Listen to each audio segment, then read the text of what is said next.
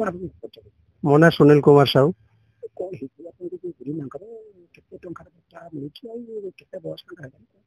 ଜେଜେମାଙ୍କର ବୟସ 98 ହେଇଗଲା।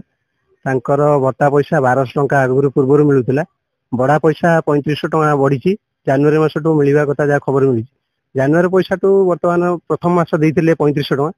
ସରପଞ୍ଚ ତାପରେ କହିଲେ କି ଏଇଭଳିଆ ତାଙ୍କର ଭୁଲରେ ପଇସା ପଳେଇ ଆସିଛି, ତାଙ୍କର ପଇସା ଆସିନାହିଁ କହିକି ସେଟାକୁ ଖାତାରେ ବି ପଡିଛି 3500 ଟଙ୍କା।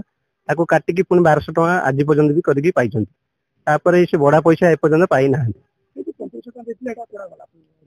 ସେଇ 3500 ଟଙ୍କା ଆମେ କହିପାରିବୁନୁ, କିନ୍ତୁ ସେ ସରପଞ୍ଚକୁ ଆମେ ପଚାରିଥିଲୁ। ସରପଞ୍ଚ କହିଲେ କି ଏଇଭଳିଆ କଥା, ତାଙ୍କର ଭୁଲରେ ଆସିଛି, ସେ ପଇସା ଏମିତି କାହାର ବି ଆସିନି, ଆଉ ତାଙ୍କର ମିଷ୍ଟେକ ରେ ପଳେଇ ଆସିଛି। ସେଇଟା ଆମେ ଆଗରେ ପରେ ଏମିତି କରିଦବା, ମ୍ୟାନେଜ କରିଦବା।